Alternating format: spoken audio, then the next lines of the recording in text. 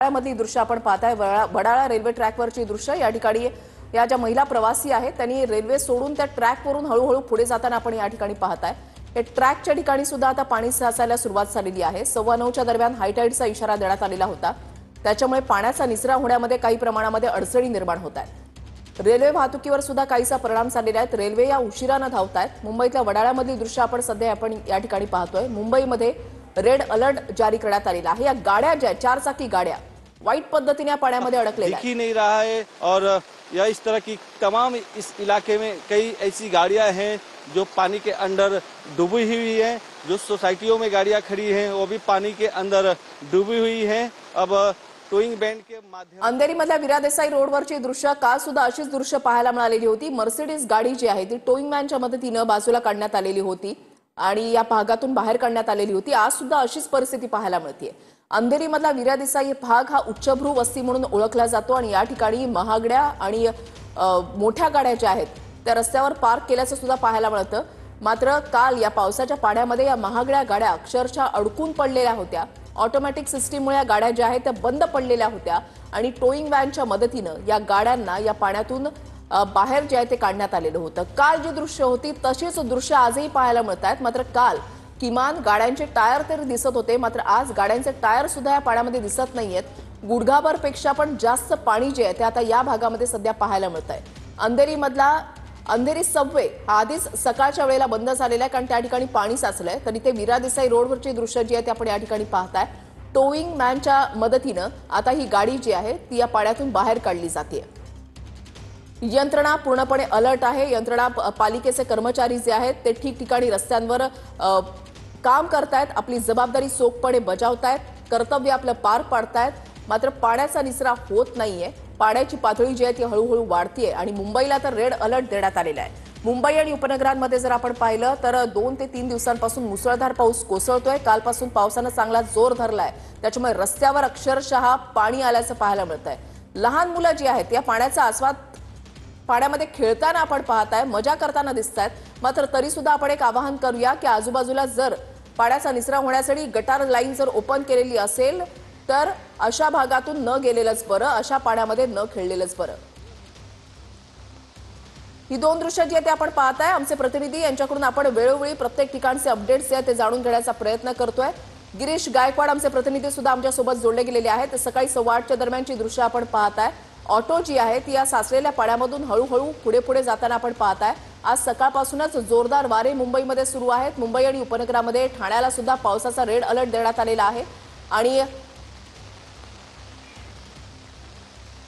सकाळी 8:15च्या दरम्यानची दृश्य वाहन चालकांचे अतोनात हाल या पाण्यातून वाट काढताना आणि सरकारकडून सुद्धा आवाहन करण्यात आलेलं आहे की जर गरज असेल तरच घराबाहेर पडा। कुर्ल्याला जाणार आहोत। गिरीश गायकवाड आमचे प्रतिनिधी आमच्या सोबत आहेत। गिरीश, काल सुद्धा कुर्ल्यामधल्या अनेक भागामध्ये अनेक रस्त्यांवर पाणी साचलेलं होतं, सध्या काय स्थिती आहे? सकाळपासून पावसानं जोर धरलाय।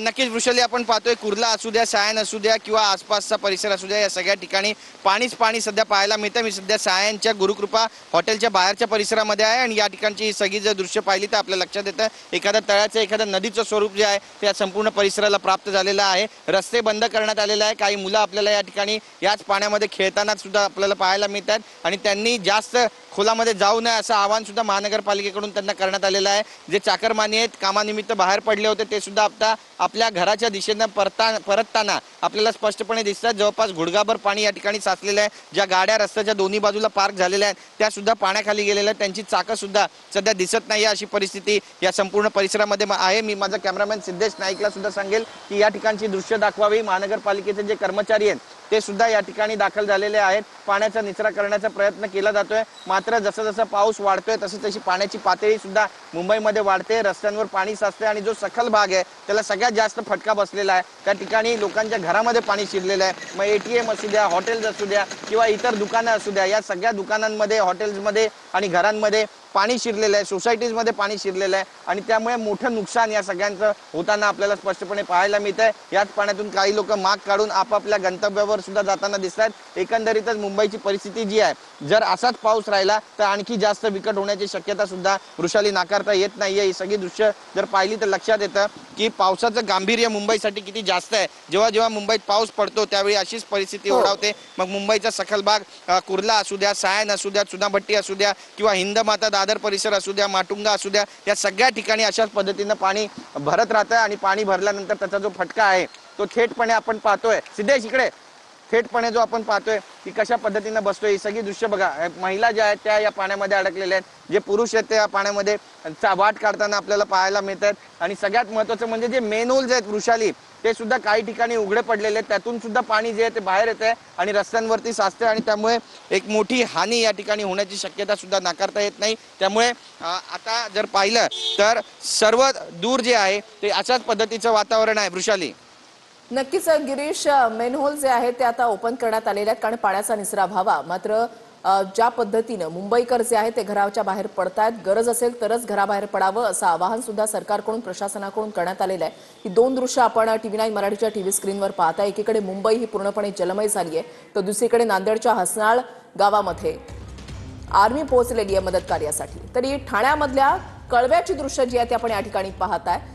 नोकरदार वर्ग हा आता मोठ्या संख्येने बाहेर पडतोय, ऑफिस गाठायचंय। मात्र रेल्वे स्टेशनवर नेमकी सध्या काय स्थिती आहे या दृश्याच्या माध्यमातून आपल्या लक्षात येईल। ट्रॅक अक्षरशः पाण्याखाली गेलेले आहेत, गटाराचं पाणी सुद्धा आता वरती आलेलं आहे, पाण्याचा निचरा होत नाहीये। मुंबईला रेड अलर्ट जारी करण्यात आलेला आहे, मात्र नोकरदार वर्गाला ऑफिस गाठायचं आहे, त्याच्यामुळे मोठ्या संख्येने नोकरदार वर्ग हा बाहेर पडलेला आहे। कळवा स्टेशनवरची दृश्य जी आहेत ती आपण या ठिकाणी पाहताय।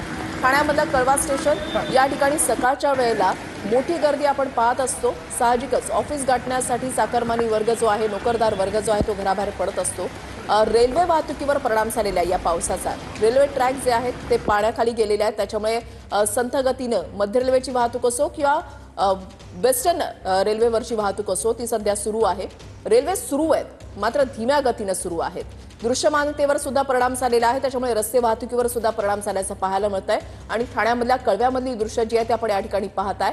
रेल्वे ट्रॅकवरून अक्षरशः लोक जे आहेत ते कळव्या स्टेशनवर पोहोचण्याचा प्रयत्न करतायत। एका बाजूला धीम्या गतीनं जाणारी ही रेल्वे, दुसऱ्या बाजूला हळूहळू वाट काढत कळवा स्टेशन गाठणारी हे सामान्य मुंबईकर, सामान्य माणसं, सामान्य नागरिक। रेल्वे ट्रॅकच्या बाजूला काही गटार लाईन सुद्धा असते, ती कदाचित लक्षात न आल्यामुळे जीवितहानी होऊ शकते। त्याच्यामुळे TV9 मराठी सुद्धा आवाहन करते की रस्त्यावरून चालत असताना किंवा जर तुम्ही घराबाहेर पडत असाल तर पूर्णपणे काळजी घ्या, खबरदारी घ्या आणि अत्यावश्यक असेल तरच घराबाहेर पडा।